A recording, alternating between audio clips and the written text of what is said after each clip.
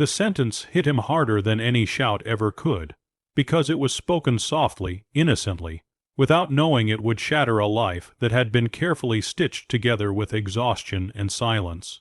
In the middle of a bright daytime supermarket, between rows of colorful shelves and holiday decorations glowing under white lights, a little girl looked up and said something that made a grown man forget how to breathe. She pointed at his arm with calm certainty and stated that her mother's tattoo was exactly the same as his. In that instant, the noise of the world collapsed, and a past he had buried deep clawed its way back into the present. If you believe in kindness, second chances, and the quiet power of truth, take a moment right now to like, comment, share, and subscribe to the channel Good Deed Stories. These stories exist to remind us that even broken paths can lead somewhere beautiful. The man's name was Aaron Holloway, a single father who had learned to live on very little sleep and even less hope. His days began before sunrise, packing lunches, tying shoelaces, and reminding himself to smile for the sake of his son, whom he was raising alone after loss had rewritten his life. Aaron worked maintenance for several stores across the city, fixing things no one noticed unless they broke. That was how he lived too, quietly repairing what he could, never asking to be seen.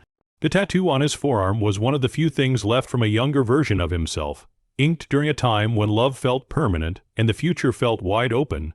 He rarely thought about it anymore, except on nights when the house was too quiet and memories came uninvited. That afternoon, Aaron had been called to the supermarket to fix a faulty refrigeration unit. Daylight poured through high windows, children laughed near the bakery, and the store buzzed with ordinary life. As he knelt on the floor adjusting a panel, he noticed a woman nearby struggling to balance a basket while keeping track of a small girl. When the basket tipped, Aaron reacted without thinking, steadying it before anything fell. It was a small act, the kind he did daily, the kind no one remembered. But the little girl stared at him, not at his face, but at his arm. Her eyes widened with recognition that felt far too certain for a child her age. The words came out gently, as if she were pointing out something obvious, like matching shoes or the same favorite color.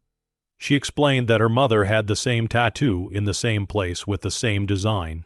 Aaron felt his chest tighten as he followed her gaze. The tattoo was a symbol he had never seen on anyone else, a design created during a fleeting chapter of his life overseas, shared with only one person. His hands went numb, the air felt too thin. He slowly looked up at the woman standing behind the girl. The woman's face drained of color as her eyes landed on Aaron's arm. For a brief moment, she looked like she might collapse. Years of restraint cracked in the smallest way, visible only to someone who knew what to look for. She recognized him instantly, not as the tired maintenance worker kneeling in front of her, but as the man she once loved, the man she had lost without goodbye. The store around them continued its rhythm, unaware that two lives had just collided with a truth neither had expected to face again. Aaron stood up slowly, his heart pounding so loudly he was certain others could hear it. He had questions too many to count, but none of them found their way to his mouth.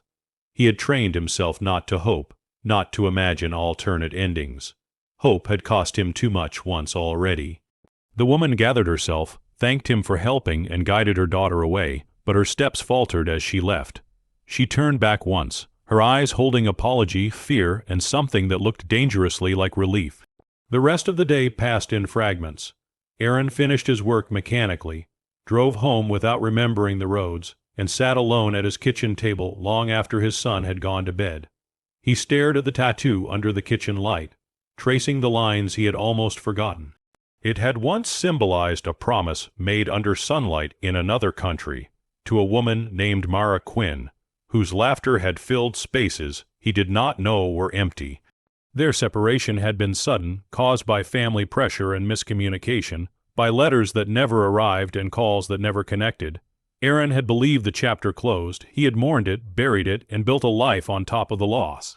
Sleep did not come that night. Every possibility played out in his mind, each one more terrifying than the last. By morning, exhaustion gave way to resolve.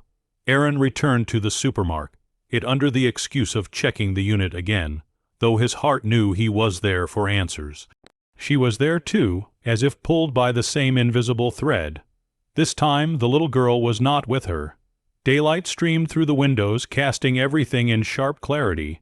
There was no crowd, no interruption. The truth emerged slowly, carefully, as if both of them were afraid it might break if handled too roughly. Mara explained that she had discovered she was pregnant shortly after leaving.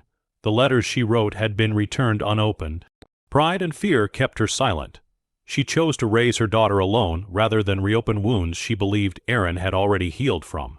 She never imagined fate would place them in the same store, years later, revealed by a child's innocent observation.